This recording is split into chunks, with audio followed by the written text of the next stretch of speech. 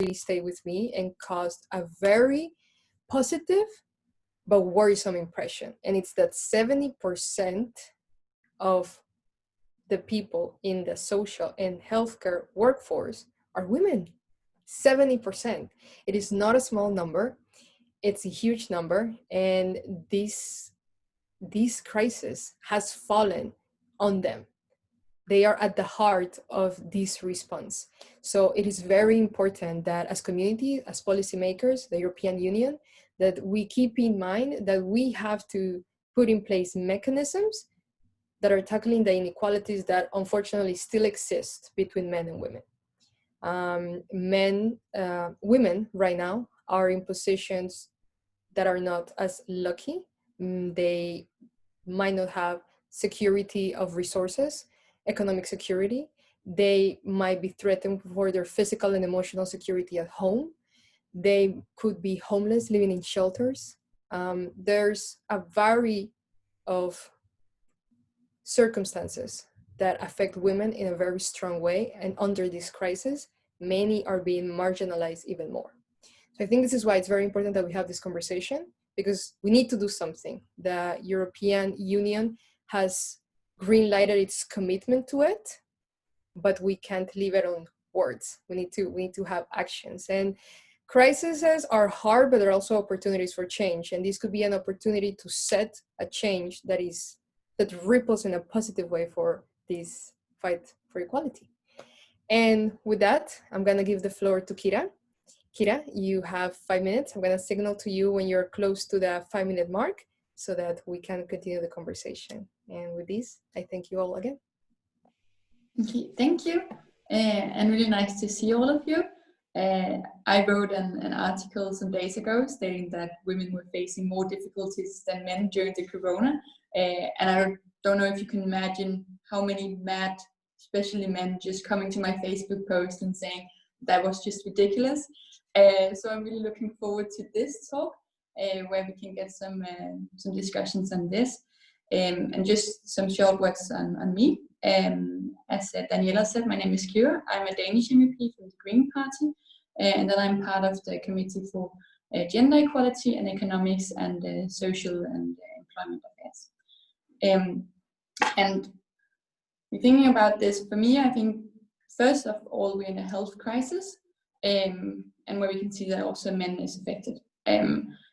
And I think that we have to prepare for the aftershock of this, so the economic crisis coming afterwards. And when we see the numbers, the EU Commission already expects that this recession will most likely be even worse than the 2008 financial crisis. But also to kind of divide the different aspects where women are affected, I would propose to divide the chat into 3 parts. That's what I've been trying to do after the hatred against my last post, and saying that there are issues right now that we have to address during the corona crisis in regards to violence against women, for example, and then there are issues we need to address in the economic crisis, and then there are the long-term aspects that we need to address. So that's also how I'm going to manage my opening statement. And for the here and now issues, I think the most present one is to combat violence against women. And as we see in France, for example, domestic violence has increased with 32% after the restrictions of social distancing came into force. And we see the same rise in domestic violence all over Europe and all over the world. And I think to combat this, that the governments need to implement proactive measures, such as reinforcement of helpline services and support the NGOs and civil organizations who are working with women in these areas, and also to establish emergency shelters for victims. And then the other aspects that I've been looking on, that there's a here and now issue, is the securing of sexual and reproductive rights, and including also the access to abortion. Luckily, we don't see that many backlashes for the moment, but we still see that a lot of women can't travel abroad to get an abortion, which they were able to before, and that the restrictions also to contraceptive measures are harder now. And I think we need to make sure that every woman still have access to contraception and help and support, either by physical presence in a medical office or by tele-chatting on these issues, and also provision of emergency contraceptions without a prescription. I think it's important. So that was some of the things that I've been thinking are the issues for the here and now crisis. And then on the middle longer aspect with the economic crisis, for me the most important thing is that we secure equal pay for equal work. And Daniela also mentioned that the EU institutions have been talking for this a million of times, but nothing really happened. And now we see also the Commission saying that the work on gender equality will be postponed even more with the Corona crisis. But I think we have to discuss that women are hugely overrepresented in the low wage sectors, and especially in the health sector and the care sector, and that the way to get equal pay is not just by, like, it has to be also women having higher wages, and we have to see an increase in women's wages in the low wage sectors, and that we should recognize how the market value different jobs in the market, and also that when we see a lot of women really being in the front line of this crisis, we need to they need to receive recognition for their efforts after this crisis, and we need to have gender pay transparency, and we need to have measures in place that can ensure that that women's wages in the low wage sectors will go up. So that's one of the aspects I think is important for the economic crisis. And then the other part is securing women in the political responses. In most of Europe, after the financial crisis, and especially in the South European countries, the governments were either forced to or chose to do cutbacks in the public sector and to do austerity politics. And when 70% are working in the healthcare sector, of course, when you do cutbacks in the public sector, it will affect women harder. And I think that's a really, really important aspect to discuss and to make notable for the public. And for this, I also think it's important to revise the Stability and Growth Package, which is one of the EU instruments that really put a block on public government expenditure, and then refocus our politics on public investment in job creation, and hopefully also in the green sector. And then on the long term scene, I think we have to discuss whether we can have real gender equality within this economic framework, and I don't really think we can. And I think that when we always strive after more and more growth, then when we have global crisis, they will always affect women harder. And I think we also need to ensure that when we have this crisis, as Daniela also said, it's also an opportunity to change how our system works and to see which structural inequalities we have in our economic system. For example, in the wage setting, the women's wages and public health sector wages, and then use this to transform our economy. And for this, I also think it's important for the long term that we focus on care infrastructure and work-life balances and recognition of the informal care sectors to ensure that women have equal access in the labor market. And I think that was my 5 minutes, and then I'm just really looking forward to your discussions and your inputs. Thank you. Amazing. Thank you very much, Kira. I think you had excellent points and a lot of food for thought there. Specifically, I have noticed that whenever as women or any person gets vocal about the realities of gender inequality and the injustices that exist in women's reality, there's a certain anger about, but what about me? And I think as human beings, we need to remember that talking about someone's issues doesn't diminish your issues. It's just a space to be able to take that person out of that issue, but everyone's covered.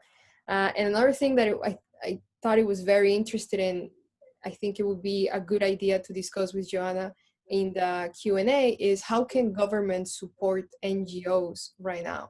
How can government support lobby groups for the rights of women, for example, and have that partnership?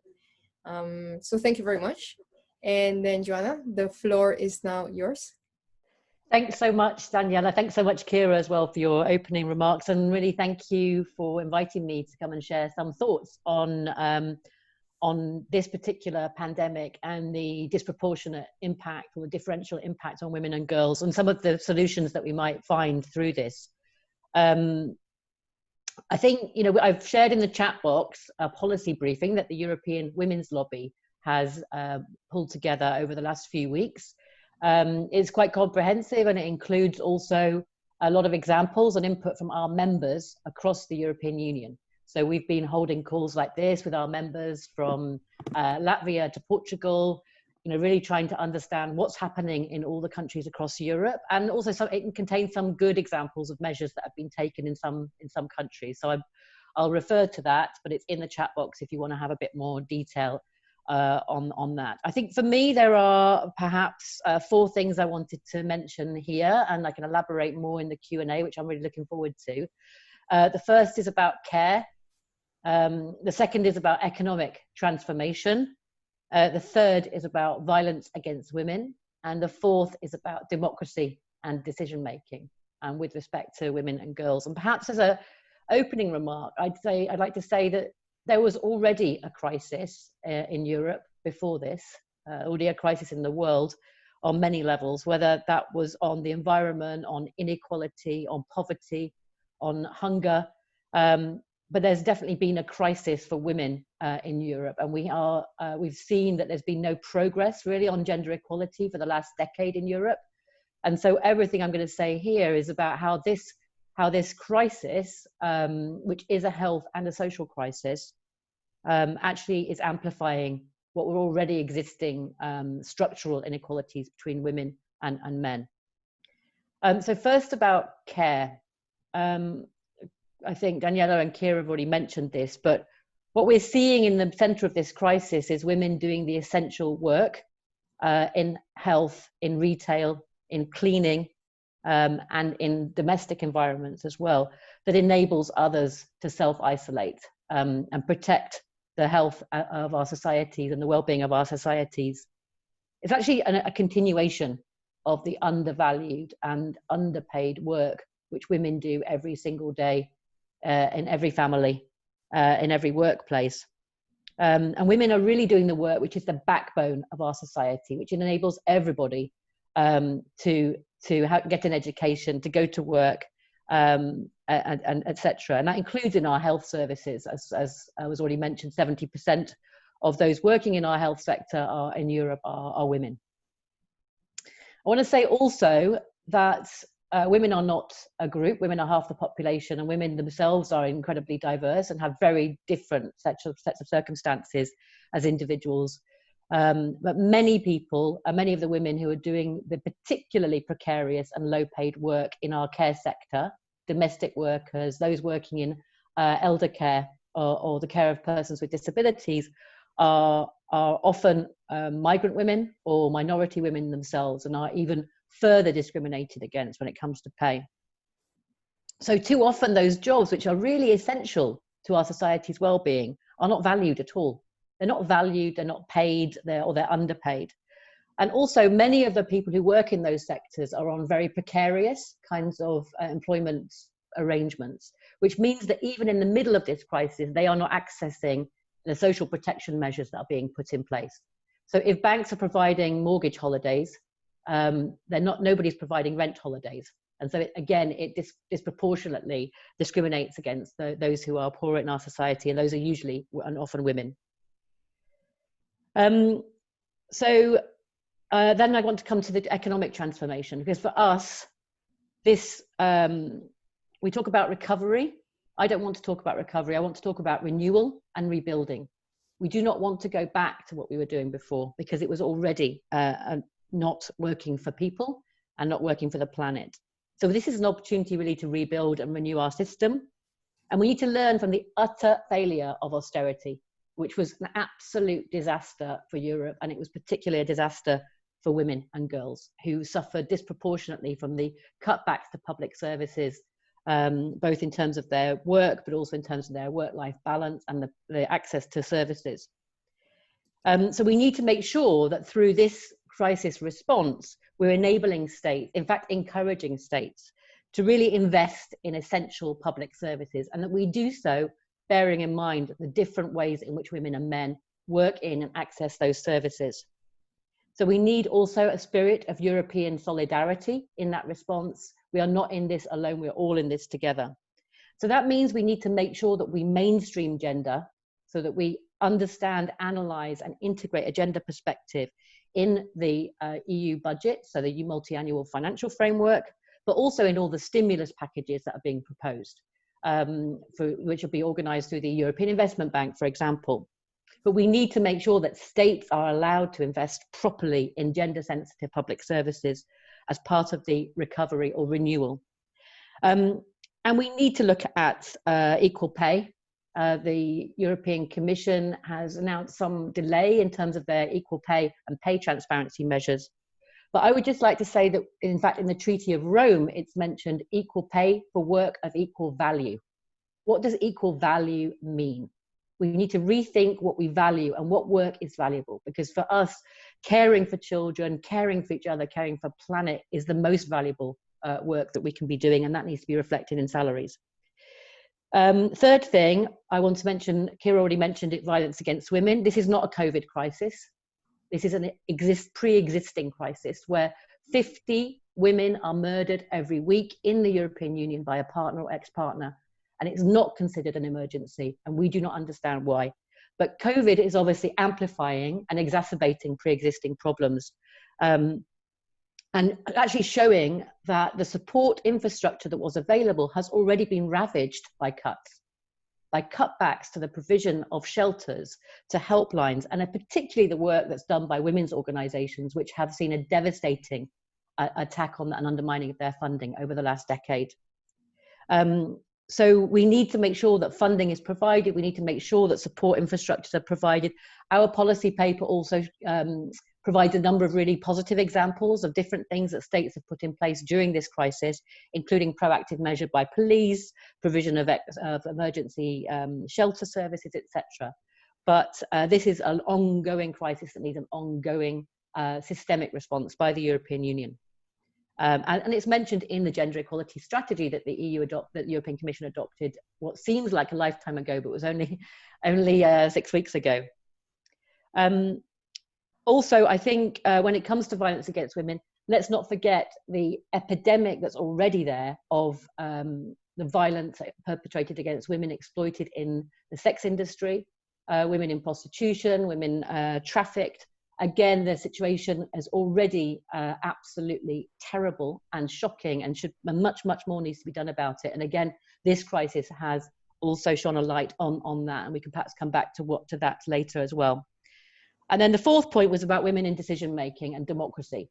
So we understand, of course, that special measures have been put in place across the European Union that restrict our civil liberties. We're stuck at home, we're not allowed to move around. We understand that emergency measures have to be put in place by governments to take rapid decision in the face of this crisis. But we must protect our democracy and our rights, and that particularly when it comes to women, we need to make sure that women are included and central and properly represented in the response teams and task forces that are being put in place at national level and European level in designing the post-crisis transformation. And we've seen all too often that women have been excluded or underrepresented, as usual, in those spaces. And in particular, we want to see the European Union and the member states and the European Parliament really listening to the voices of women who are carrying the burden of this crisis, who are shouldering the burden of it in our homes, in our hospitals, in our supermarkets. Their voices must count and must be valued also as we go forward in designing the next phases. I have some other points, but I don't want to go on. I want to hear some of the questions and interact with you. Thank you so much. Amazing. Thank you very much, Joanna. I think, again, a lot of great points, great food for thought, and many things to act on and start the conversation from. So to start the Q&A, to start the discussion, I am going to I see that we have one question. Okay, so don't be shy, everyone, by the way, please. Don't hesitate to ask questions. And I'm going to read this first question from iPad Monica. Monica, thank you very much. And it says, good morning and thank you for tackling such an important topic. I would like to ask Kira, What is the political solution to make people understand that women's rights do not take away man's right? As an example, LGBTQ rights don't take away any right to those who are heterosexual. It seems unfortunately a war, but it is not. And maybe politics should find a way there. So again, Kira, I think it goes back to what you mentioned at the very beginning. Sometimes you said you wrote an article about how this crisis is disproportionately affecting women, and you got a lot of negative feedback in regards to, well, what about us? So how can we change that conversation and make people understand that it's not a you versus me, it's an all of us in this, as Joanna said before, this is affects all of us? It's a question that I often think about, and I'm not sure that I have the golden solution. I think first of all, I'm quite worried, and I guess a lot of you are also, about a lot of young males just looking at Jordan B. Peterson and thinking, wow, all our questions are answered now. And the whole rise of this liberal anti-social, anti-feminist movement. And I think we have to find a way to understand why Jordan B. Peterson and others like him is attractive to these young men. So I think that's one aspect, and I think it's a different issues than the middle-aged men, for example, who's just grown up in a different society. I think that if we can discuss privileges and we can show people why do they have a privilege just because they're men or just because they're women, or why don't they have privileges when they're women or when they're LGBTI people. So if we can start that discussion, and then I think it's easier for people to also link it to gender. So I think it's easy for people to see, well, if a lot of economic resources, then I'm economically privileged. And if we can transform that discussion to the discussion on privilege regarding gender or sexuality or gender identity, I think we come quite a lot of the road. So I think that would be my best solution, but it's something that I still haven't figured out. And I think also it's different from society to society. We have in Denmark, where we are in some ways have quite a high amount of gender equality, but the feminist approach and the idea of being a feminist or being thinking about gender equality is just completely different from the one we see in Sweden or in France or different other places in Europe. So I think it has to also come with the society that are around you. Absolutely. Thank you, Kira. Joanna, would you like to add to this question, or? Maybe just one word, and I'd like to get on to the next question as well, so I can go into that one, which is about intersectionality and the multiple forms of discrimination that women face. Firstly, I really think that what we're asking for when we're talking about full equality and a transformation of our societies, it's very uncomfortable for people to recognize that women are still second-class citizens. And it's uncomfortable for a lot of women also to acknowledge that and understand that. It doesn't mean that women are second class, but they're treated as second class, and the experience of their rights is less. And I think we need to be loud and vocal and unapologetic about stating that. And that is going to come with some discomfort, and it's going to come with some pushback. And if, we need to accept and acknowledge that that is part of any kind of radical transformation. And any fight for rights comes with those who discredit, deny, or push back on us. And so I just think that I just wanted to add that it's not going to be a smooth, easy ride. It's going to be continue to be complicated and challenging. That said, the kind of online hatred that Kira mentioned is something that we take extremely seriously. And we've done a lot of work as the European Women's Lobby looking into cyber violence. And the different forms of cyber violence, which we see as another form, a continuum of the violence in our wider societies. And I think, in a way, it kind of amplifies what we already know is the part of the structural causes of violence against women, which are about diminishing women's space, silencing women, discrediting women's voices. And so I think that's really terrible what Kira experienced. But I'm afraid will continue to be part of our struggle. So if I can, Daniela, I'll go on to the next question, because I think it's very relevant, about the multiple discrimination and the different impact. As I said earlier, women are not one group. We are like very, very diverse, and our experience of this crisis, as our experience of our lives in general, is very diverse, even if there are some common themes that we all experience. So in our policy brief, we talk quite a lot about the specific experience of different groups of women within this crisis and more broadly in our economy. I want to mention a few here, but forgive me if it's not a comprehensive list. We don't have the time for all of that. You'll find a lot in our policy brief that I put in the box, in the chat box. One of the issues which comes up again and again is the issue of older women in particular. We've seen that a very high percentage of the deaths that have been occurring have been in care homes. And I think this raises, and of course the majority of the elderly, so therefore those in care homes, are women, because women still live longer. I think it raises some very big questions about how we care for our older populations and how we as societies need to rethink, particularly within an aging population, how we look after and value our elders. And I think there's some big questions there, particularly about who does the care and how we value the care. So we know that the majority of those, particularly in the low paid and precarious parts of care sector, domestic workers, are migrant women, are minority women, are women of colour. And I think that is something that we also need to understand and acknowledge and address when it comes to pay and valuing the different kinds of work. I particularly want to mention here the particular phenomenon of East-West migration within the European Union, where again there's a heavy reliance on women migrating or moving from Eastern Europe into Western Europe to do care jobs in childcare facilities, cleaning and domestic work, but also in care homes, which leaves a care gap in their own countries, which is then filled by women from even further east who are even lower paid. And so we see that within this crisis, there's a significant impact on those women who've migrated, who often don't have access to social protection. But also in the longer term, what does this mean for our societies? I wanted also to mention women with disabilities.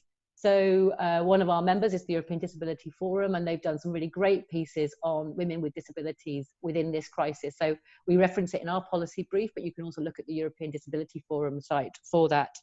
So there are issues here about, and again, women with disabilities are a very diverse group.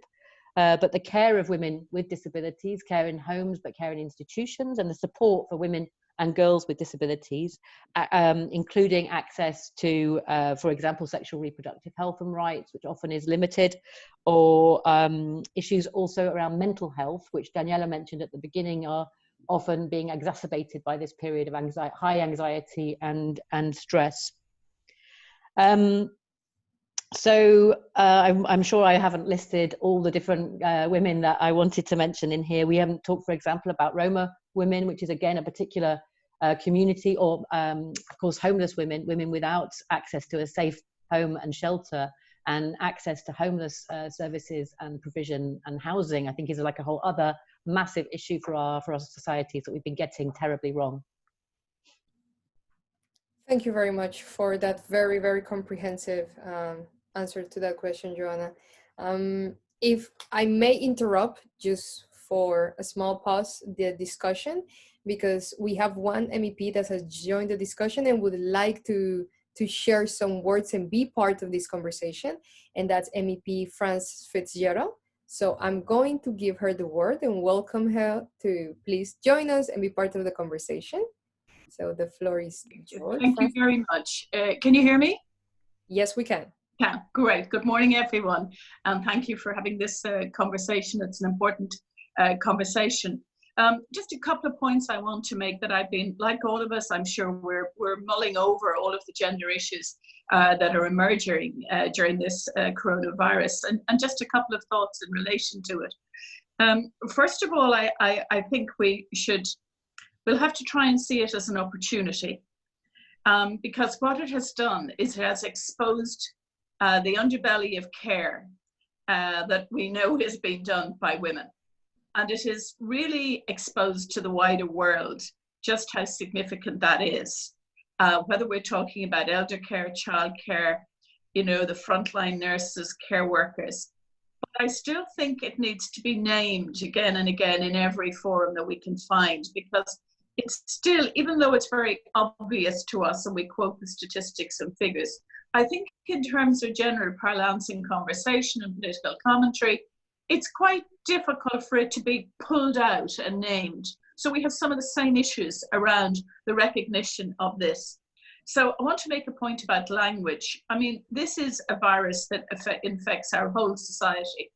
So when we talk about gender, and this is always an issue, I liked Joanna's phrase, differential effects, you know, because I think that's the way we have to speak about it, as a differential effect, as opposed to talking in sort of more generalities about the gender impact. Because, you know, everybody, more men are dying, you know, so you've got to be aware of that. More men are actually dying from this, quite proportionately, maybe 70-30, we don't know fully yet. So, you know, this is impacting, I'm saying the obvious, it's impacting women and men, families, societies, but of course the gender issues are, you know, being brought to the fore or have the potential to be impacted in a way that really puts progress back even more. So it's quite a critical point. And I think we will have to focus very much on recovery plans and making sure that gender is central to the recovery plans and to the initiatives that are being taken. I don't see any evidence of it to date, I have to say. I don't see any gender language at all. It's quite difficult nationally and internationally to get it in. It's kind of seen, as always, like an added extra, as opposed to an essential way forward. So I think we have to think a bit, Joanna, I think you could really lead on this, and you probably have already. I'm sure you have, on just the kind of formulation around it right now and what's likely to have maximum impact. And I think we have to talk about very much in this crisis how much it has impacted everyone, but in order to have a better recovery and, you know, an equal recovery, etc., we really need to be very aware of the differential impact. The differential impact on men is that they're dying more.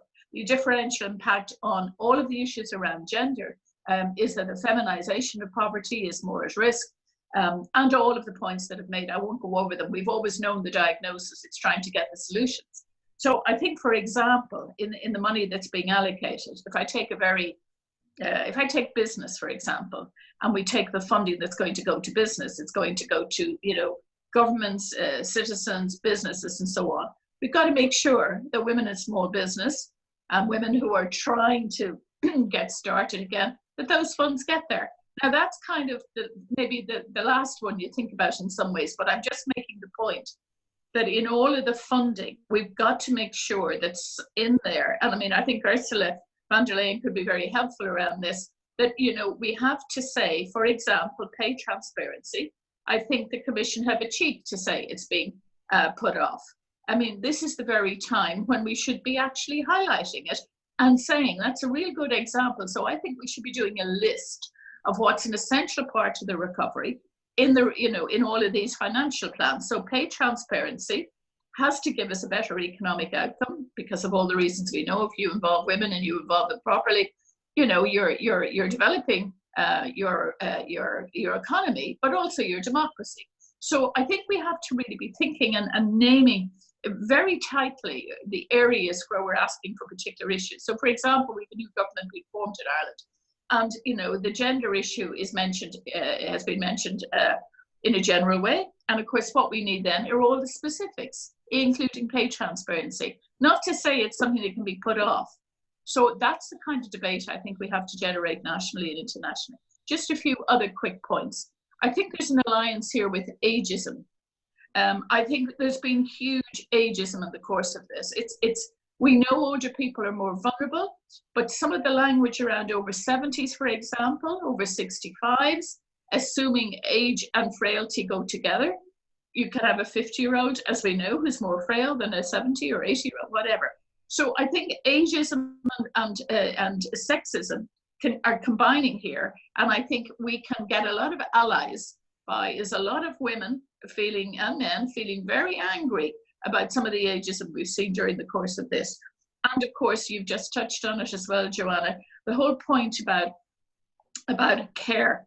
I mean, I wonder, is it the time to be calling for a whole of life kind of role for the EU in terms of not just talking about childcare, but talking about care, about elder care, and really moving towards, you know, a directive on a whole of life approach to care, or certainly, you know, recommendations, opinions, etc. to begin with. So I'd be kind of interested in your views on that and where the potential is, because I mean, it's emerged like never before. You know, we've all known it, but the care issue is predominating. And, you know, what do we do about that? What are the instruments we should be using in the multi-annual financial framework, in the Parliament, in the sessions coming up, in plenary sessions? What are the resolutions that we need? So I think we need to be, you know, talking about all of those things. So look, I'm probably just saying the kind of stuff that, you know, I know probably we all agree on, but it's to try to see how do we take this challenge and opportunity forward. Domestic violence, it was quite hard to get it on the agenda during this period. And there are mechanisms like, I brought in myself some legislation, you know, on barring orders where for the first time personal protection was more important than property. So that even if a man owned the house, he could be moved out of it for the protection of women. You know, we need to be looking at initiatives like this in law that are, you know, as opposed to shelters. I mean, we need to be giving women more protection in their homes. So, I mean, look at it, that's a very general statement. We obviously need safe places women can go as well. So look, thanks for giving me the opportunity, and I listen with interest to, you know, where you think we can take this debate. Thank you. Thank you very much, Frances. That was, again, great food for thought. And I think it wraps up very well with what Joanna and Kira were saying before. And Joanna, you said before, this crisis has only put a bigger light and spotlight on a crisis that already existed. The gender crisis is not new. That the value of healthcare work is not new. The emphasis that we need to put in the support, the economic support that we need to put in healthcare, in these works that are the backbone of our economy is not new, but it's not part of the conversation. And that takes me back to, how are we going to mainstream this conversation? Right now we're in a crisis, this is the opportunity, but how? Because we have been constant about talking about these issues. People are aware of these issues, but it's always in the back burner. A crisis happens and there's things that are more important. Economic development and economic renewal, as Joanna said, is more important, but we forget that economic development and economic renewal should not happen without gender equality, without that aspect. So how can we change that? And with this, I open the floor again to Joanna and Kira. And Frances, again, thank you very much for joining the conversation. Joanna? Yeah, thank you. And thanks, Frances. Lovely to see you as well and to hear from you. So somebody somewhere in the chat box asked about politicians and what role politicians can play. First of all, I think we're really lucky that there has been some increase in the number of women in the European Parliament, members of the European Parliament, because I think having a fair and equal representation of women and men in our parliaments is a first step in redefining actually what is important.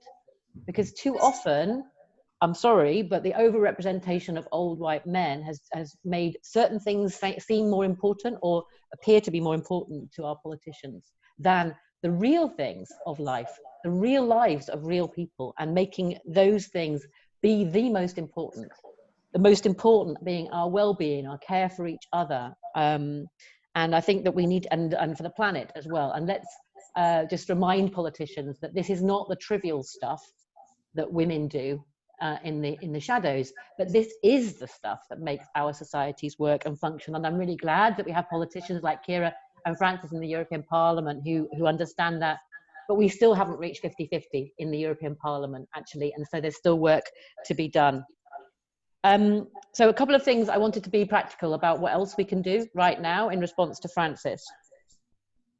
I think, and in response to some of the questions here.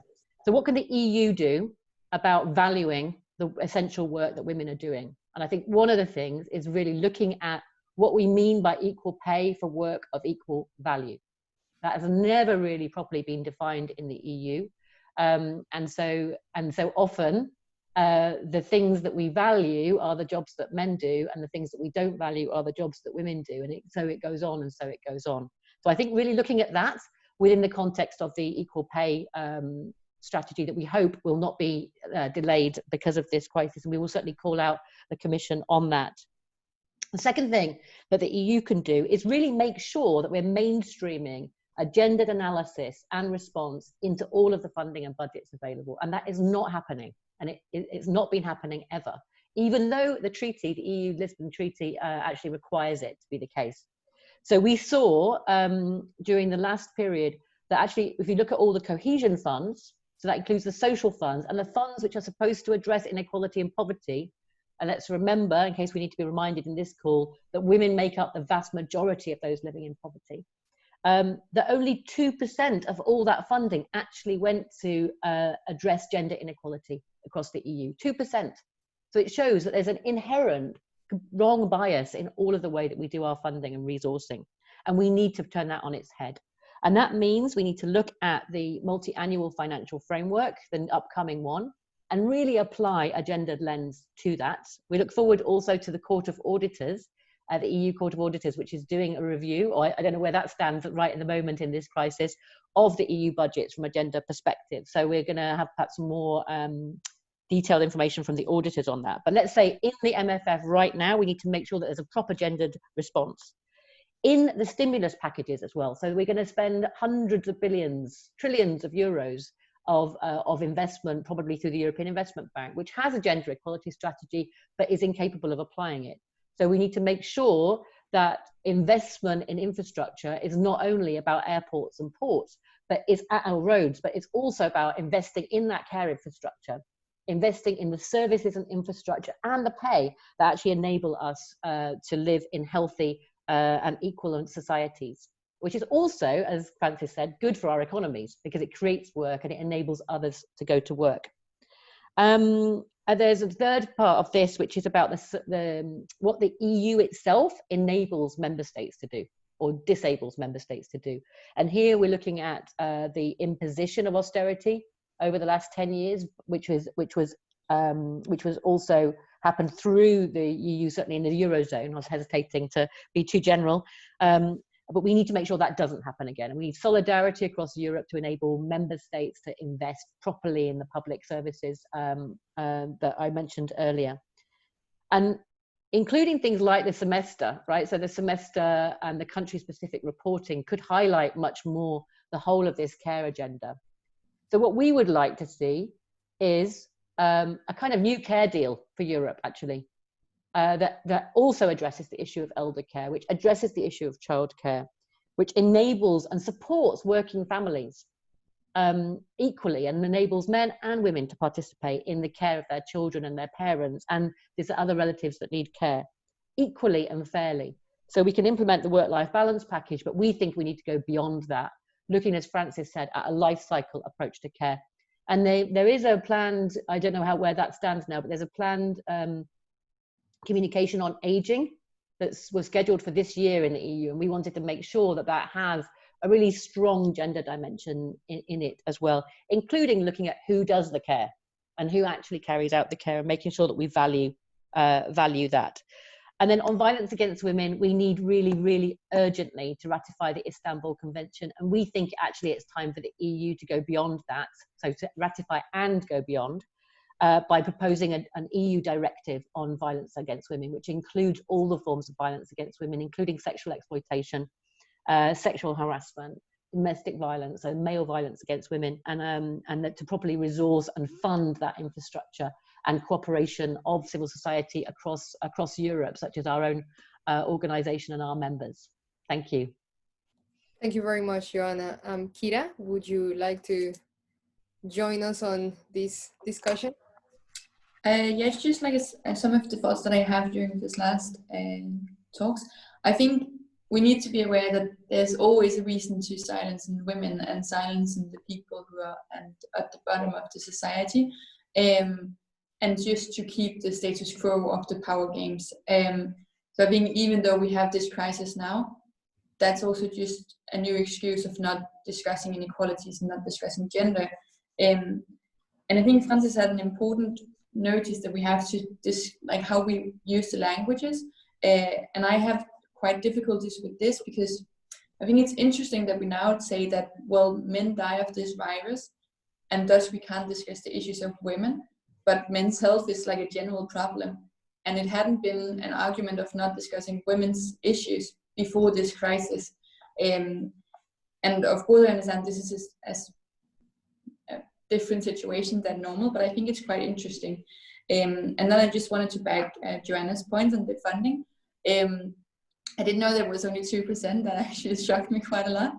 And I think that it's really important that when we do the funding, both in the MFF and in the investments, and you also said earlier, that we are aware that if we invest in the coal sector, it contributes to one part of the society, but if we invest in the care sector, it's another part of society, and understand what our monies are actually being used for. And then just, there's also a question from Annalise on whether this will help make a better division between men and women, and also I understand that's also in the homes and how we carry the care jobs. And I don't think it will make it that much better. I think when I've discussed with parents, a lot of the women say, well, the men always have this really, really important Skype meeting that's just much more important than the women's Skype meeting. So I think we're going to see a backlash in how to share the jobs in the home. But I think it will also be interesting that I think we can use that aspect to also start the discussion on this. Yeah, and then just one point that in relation to the gender mainstreaming, I also think we have to acknowledge that it takes really, really long time to have that kind of thinking. Because I think it's easy to say, well, if we invest in coal, we have X% of CO2. But if we invest in coal, how does it affect women? And I think personally for me, it took quite some time to understand how the structural and the analysis can combine into different political areas. So I think there's also just an issue for us there to really, really explain and be patient with people in understanding and telling how we see these dimensions cooperating with each other. Thank you. Amazing. Thank you very much, Kira.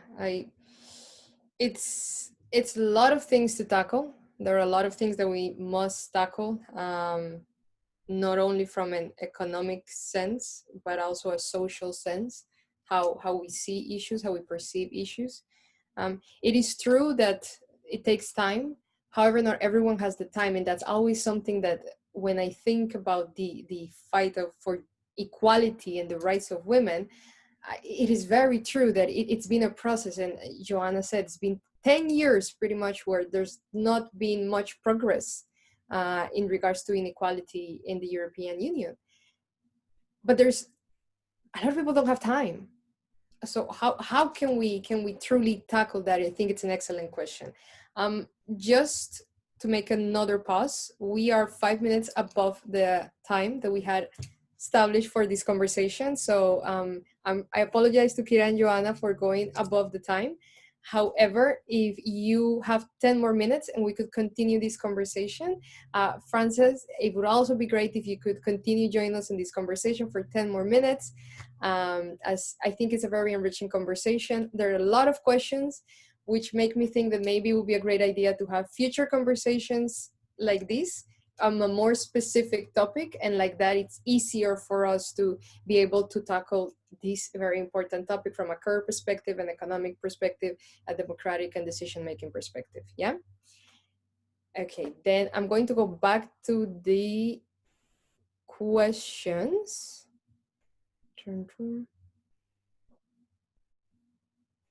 And there's a good question here that says it's about the policies by Gio Darold. It's about the policies to support women that are taking care of elderly or children or people with disabilities before quarantine, and that now with social distancing can't receive help from institutions. So how can the EU institutions help right now how can NGOs help right now this reality for these women that don't have access to resources, but do have great responsibility in caring for others. And I'd start with Frances, if you would like to take the floor. I think that's the central question of the moment, actually. And I suppose it's hard to answer it without going into the broader issues that are impacting on Europe. If we just take Europe alone, not to mind the developing world, those who are more marginalized. You see, health, one of the issues we're really coping with is health as a national competence. And it's really only the coordination, etc., that the EU could do. But I think we're beginning to see chinks in that. And we're seeing, for example, in the resolution last week, we saw 50 billion, which sounds like a lot. But when you think, for example, in Ireland, the health budget alone is 20 billion soon, you kind of see that it's actually not that much. So, I mean, it is about supplies, it's about coordination, it's about solidarity. I mean, I don't think there's a more micro answer. Obviously, it's about, well, I mean, the answer is, of course, for every national government to recognize who is on the front line and getting, I mean, I guess, doctors and hospitals got priority. We're now having the debate, at least, as to whether care homes should perhaps have been the first priority because more vulnerable. And of course, that was led by the WHO. So that was a health policy. But at least now we're in that space around prioritizing all of the workers in health facilities, but it's very slow getting the PPE to them, and they're the more vulnerable and being made more vulnerable because of the lack of PPE.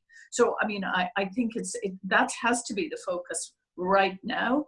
It is interesting, the childcare, I don't know about other countries, but childcare has collapsed as a public amenity in most countries for obvious reasons. And of course, and so we really do need to be thinking, I mean, in Ireland, again, there's more of a focus on the wages in childcare. And, if everybody is getting, a basic sum with national governments coming around, for example, giving a couple of €100 to everybody, in some cases, that's nearly more than childcare workers were actually earning. It's quite interesting, again, an opportunity to improve, salaries in that sector, given the risks and the challenges and the contribution that it's making. So they're my sort of immediate points on it. It is really about protection at the moment and salary in this challenging time. They're my two main points, really. And it is women who need that PPE more than men because there's more women in the sector. But it has been slow to get there. And I mean, it is women who are dying in those care homes. I think we're going to have big investigations afterwards. And, in many countries, we've highlighted congregated settings and the problems for mental health. We've moved from congregated settings. For children, we've tended to move. I think we need a big debate on elder care and congregated settings. And it's inevitably going, and there's going to be some inquiries. I mean, we are seeing some horrendous stories from around the world. And really, as Joanna said, it's just elaborating what we had seen already.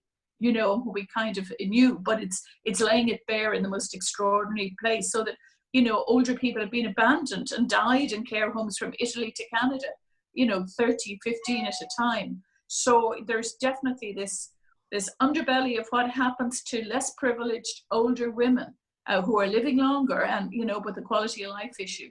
So I think really it has to be about pushing national governments towards, helping people in the first instance now to stay safe.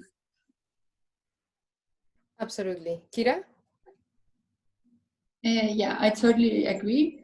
Just to add a small thing that the Parliament and the Council and the Commission entered into force last week was the fund under the Pride Aid to support the most vulnerable groups and to make sure that people helping these groups have protection of masks and that it's a more flexible funding regulation. I totally agree. Absolutely. Yeah, I can add just to in support of what was already said by Kira and Frances. We need to make sure that we have actually decent social protection infrastructure, and we need to make sure that we have decent working conditions and decent wages. It maybe sounds very sweeping, but if we in the richest part of the world cannot properly value, pay and support those that are doing the essential work in hospitals, schools, and care homes, then I think we have a lot of questions to ask ourselves. And so in particular, making sure that those women, often with what we like very precarious working conditions and contracts, or 0 hours contracts, having to do multiple jobs, working crazy hours on very many sites, cleaning in one place, doing some elder care in another place, are particularly vulnerable in terms of their own health, are not even receiving a living wage for doing all of that essential work, and also in the time of this crisis have been particularly exposed to vulnerability. And I want to add that often women who are migrating or working cross borders, so they all are minority women in some other way. So I think let's not forget the issue of the East-West migration that I mentioned earlier, and what do we mean to do about that? We've heard stories of women from outside the EU, domestic workers and care workers who found themselves abandoned and lost in parts of the EU because they're unable to return to their countries, they're unable to continue working, and they have no access to social protection. So we see an example in Portugal where the government declared that all people would have citizens' rights during this whole process. So it is possible to act in a way that is humane and decent and respects people's human rights. So let's do that. But in the long term, we really need to rethink what we mean and how we value and how we support and how we pay the care workers in our society and our economies, care workers and domestic workers. So I think it's a big conversation, and I think it's one that Europe absolutely needs to do as a whole, because it's not a localized issue. It's a general issue across the European Union, and also one which involves citizens from different parts of the EU moving around. So I think that that would be a great topic for discussion, perhaps, what we think of when we think of a care deal for Europe, and how that supports the care of older persons with disabilities, children, babies, and also our healthcare sector as absolutely essential. Thank you very much, Joanna. I think that adds up to what we have been saying before. This is a topic of magnitude that touches women's rights and issues from different angles. And as such, it does require for us to continue talking about this, to continue creating this awareness, and to continue creating these spaces. There are a couple of questions that we still have not answered, but our 10-minute extra time is up. So I would like to genuinely thank Joanna, genuinely thank Kira, and genuinely thank Frances for joining us today, for being open to this conversation, for bringing your understanding, your insights, and your energy and willingness to be part of, we need to do something, we need to find a solution, and we're here to do that. So thank you very much. We are going to gather all the questions, and if you have the time, we're going to share them with you, Joanna, Kira, and Frances. And then if you answer them to us, we can disseminate them through social media so they are answered. And we are also definitely today, we saw the need that we need more of these conversations. And we are more than happy and absolutely honored to create these spaces and to bring as many more people into this conversation. So we will continue doing that. So stay tuned for that. And with this, thank you to everyone that stayed with us, was part of this conversation, and to our speakers, once again, thank you so much. Have a lovely day. Ciao, ciao. Thank you, bye. Hi.